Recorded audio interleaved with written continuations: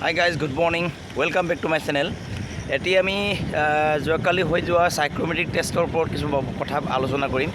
সাইক্ৰোমেট্ৰিক test হৈছে বৰ্তমান মোক বহুতে প্ৰশ্ন কৰিছে, কিছুমানক বহুত বেছি প্ৰশ্ন কৰিছে আৰু কিছুমানক বহুত কম প্ৰশ্ন কৰিছে। এতিয়া বেছি প্ৰশ্ন কৰিছে আৰু কম প্ৰশ্ন কৰিছে, তাৰ ওপৰত মই কথাবিলাক বুজাই কম আপোনালোকক। আৰু বেছি প্ৰশ্ন সোধা নাই, প্ৰশ্নবিলাক আপোনাৰ নাম কি, পৰিচয় কি, আপুনি কি কৈ ভাল পায়, আপুনি কামাণ্ডত কিয় জইন কৰিব বিচাৰিছে, তেনেকুৱা ধৰণৰ প্ৰশ্নবিলাকে সুধিছে।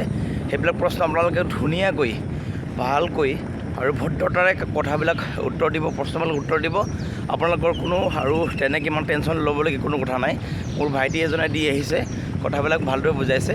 আৰু বেছি প্ৰশ্ন সুধিছে কথা এনেকুৱা ধৰণৰ, কিছুমান ব্যক্তিৰ লগত কথা পাতোঁতে খুব ভাল লাগে, ইমপ্ৰেছ হৈ যায় মানুহ। তেনেধৰণৰ কথা পতা ব্যক্তিসকলক বেছি প্ৰশ্ন কৰিছে।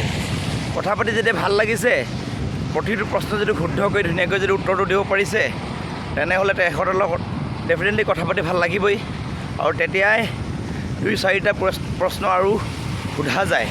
এইটো কোনো ডাঙৰ কথা নহয়। মোক বেছিকৈ প্ৰশ্ন সুধিলে একচুৱেলি আপোনাক ভাল পায়হে প্ৰশ্নটো বেছি কৰিছে। আৰু কাৰোবাক যদি কম প্ৰশ্ন কৰিছে, সেইটো হৈছে তেখেতক সুধিবলগীয়া প্ৰশ্নটো সুধিছে। ঠিক আছে, ইয়াতেও তেনেকৈ চিন্তা কৰিবলৈ কোনো কথা নাই। ভালদৰে যাওক আৰু টেষ্টটো ভালদৰে দিয়ক। মই বৰ্তমান গৈ আছোঁ মোৰ কৰ্মস্থানলৈ, চাইকেলেদি গৈ আছোঁ। এয়া হাইৱে।